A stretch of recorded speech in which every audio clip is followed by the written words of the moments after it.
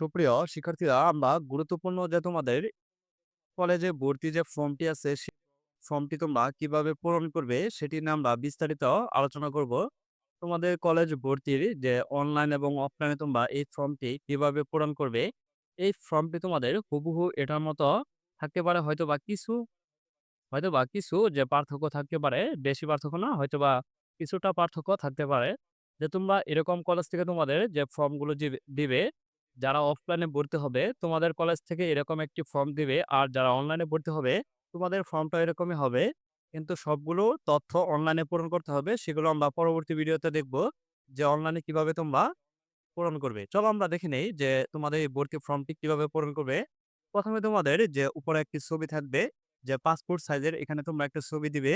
আবার ছবির অপর পৃষ্ঠায় তোমরা তোমাদের নাম এবং যে তোমাদের রোলটি আছে সেই রোলটি লিখে দিবে এই ছবির অপর পৃষ্ঠায়। এখানে ১ কপি ছবি দিলেই হবে। ১ কপি ছবি দিলে হবে। তারপর হচ্ছে যে তোমরা এই উপরে যে ফর্মটি থাকবে, এটি তোমাদের হাত দেওয়া দরকার নাই। এটি হচ্ছে তোমাদের কলেজ থেকেই পূরণ করবে। তারপর হচ্ছে তোমাদের ১ নং, ২ নং, ৩ নং, ৪ নং, ৫ নং এবং ৬ নং যে ক্যাটেগরি গুলো আছে, সেই ক্যাটেগরি তোমরা ফিল আপ করবে। কিভাবে ফিল আপ করে আমরা দেখে নেই। যে ১ম হচ্ছে ১ নং এ শিক্ষার্থী তথ্য তোমাদের এসএসসি রেজিস্ট্রেশন কার্ড অনুযায়ী তোমরা এটি পূরণ করবে। ১ম এ হচ্ছে তোমাদের নামগুলো লিখবে। বাংলায় লিখবে তোমাদের নাম। এখানে তোমাদের নাম বাংলায় লিখবে। তারপর হচ্ছে তোমাদের ইংরেজিতে লিখবে তোমাদের নামটি। ক্যাপিটাল লেটার লিখবে। ক্যাপিটাল লেটার বড় হাতের অক্ষর দিয়ে ইংরেজিতে এভাবে লিখবে। আর তারপর হচ্ছে তোমাদের জন্ম তারিখ, জাতীয়তা বাংলাদেশী, ধর্ম ইসলাম, হিন্দু, এগুলো লিখবে। রক্তের গ্রুপ, আর জন্ম সনদ নম্বর। এটি তোমরা যে জন্ম সনদটি আছে তোমাদের অনলাইন যে জন্ম সনদটি আছে, সেটি তোমরা এখানে জন্ম সনদের নাম্বারটি লিখবে। আর তারপর হচ্ছে শিক্ষার্থীর সচল মোবাইল নাম্বার। এখানে তোমাদের যদি মোবাইল নাম্বার নাও থাকে, গার্ডিয়ানে থাকে, তাহলে তোমরা ওই মোবাইল নাম্বারটি এখানে দিয়ে দেবে। আর তারপর হচ্ছে ইউনিক আইডি সম্পন্ন আছে কিনা, এটি তোমাদের যদি না থাকে তাহলে তোমরা না দেবে। তারপর হচ্ছে এসএসসি প্রবেশপত্র অনুযায়ী তোমরা এখানে লিখবে। শিক্ষা বোর্ড লিখবে। শিক্ষা বোর্ডের নাম কি? ঢাকা, ময়মনসিংহ, যে বোর্ড থেকে পড়ছো সেই বোর্ডগুলোর নাম লিখবে। আর তারপর হচ্ছে পাশের সন, তারপর রেজিস্ট্রেশন, তারপর হচ্ছে রোল নাম্বার লিখবে। আর তো এখানে শিক্ষাবর্ষ লিখবে। আর যে শিক্ষা প্রতিষ্ঠান থেকে তোমরা পাস করেছ, সেই স্কুলের নামটি এখানে লিখবে। ওই স্কুলের ইন নাম্বারটি লিখবে। আর এই ইন নাম্বারটি কোথায় পাবে? যে তোমাদের প্রবেশপত্র আছে, সেই প্রবেশপত্রে তোমরা এই ইন নাম্বারটি সেখান থেকেই পেয়ে যাবে। তারপর তোমরা কোন গ্রুপ নিবে? এখানে তোমরা বিজ্ঞান, ব্যবসা শিক্ষা এবং মানবিক, তোমরা যে গ্রুপটি নিবে সেটি তোমরা এখানে টিক চিহ্ন দিয়ে দিবে যে তোমরা এই গ্রুপ নিবে। তারপর ফলাফল জিপিএটা তোমরা লিখবে এখানে, কে কত পয়েন্ট পেয়েছ। আর তারপর নিজ জেলা কিনা, নিজ জেলার যে তোমাদের জেলার নামটি এখানে লিখবে। তারপর হচ্ছে যে তোমাদের যে সাবজেক্ট গুলো বিজ্ঞান বিভাগ থেকে যে ৪র্থ সাবজেক্ট কোনগুলো নেবে, ব্যবসা বিভাগ থেকে এবং মানবিক থেকে তোমরা যে সাবজেক্ট গুলো তোমরা নিবে। যে ১ম এ হচ্ছে যে বাংলা, ইংরেজি, আইসিটি, পদার্থ, রসায়ন, এই সাবজেক্ট গুলো যে তোমাদের থাকবেই। এই সাবজেক্ট গুলো যে বিজ্ঞান বিভাগ নিলে এই সাবজেক্ট গুলো তোমাদের থাকবেই।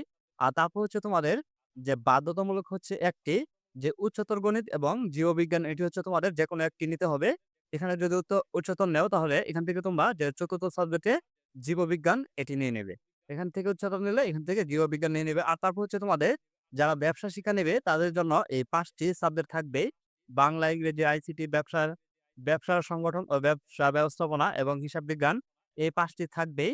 আর তারপর হচ্ছে ব্যাংকিং নিতে পারো, অথবা ৪র্থ সাবজেক্টে নিতে পারো পরিসংখ্যান, ভূগোল বা অর্থনীতি, এই ৩ টি থেকে তোমরা যেকোনো একটি নিতে পারো। আর তারপর হচ্ছে মানবিক শাখা থেকে তোমাদের বাংলা, ইংরেজি, আইসিটি, এই ৩ টি থাকবেই।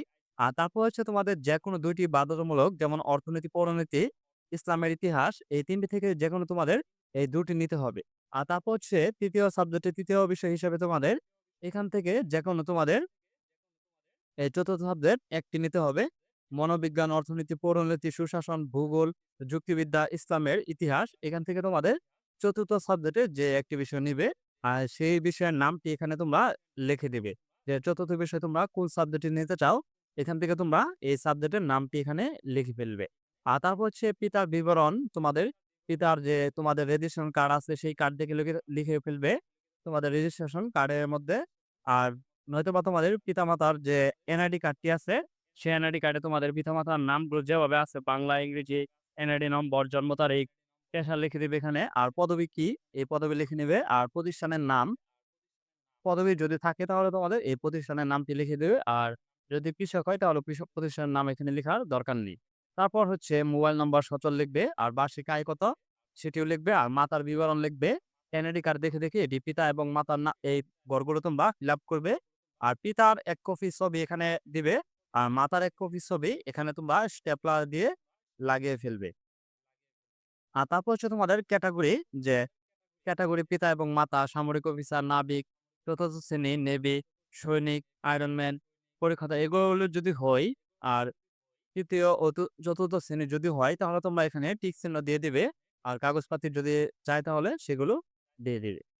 এই তোমাদের যে কলেজ ভর্তি ফর্মটি আছে সেটি আমরা দেখে নিলাম। আর অনলাইনে কিভাবে তোমরা যে পূরণ করবে সেগুলো আমরা পরবর্তী ভিডিওতে দেখে নেব যে অনলাইনে তোমাদের ফর্মটি তোমরা কিভাবে স্ক্যান করে কি ডকুমেন্টে কি লিখবে সেই বিষয়গুলো আমরা বিস্তারিত পরবর্তী ভিডিও দেখব। ধন্যবাদ শিক্ষার্থীরা।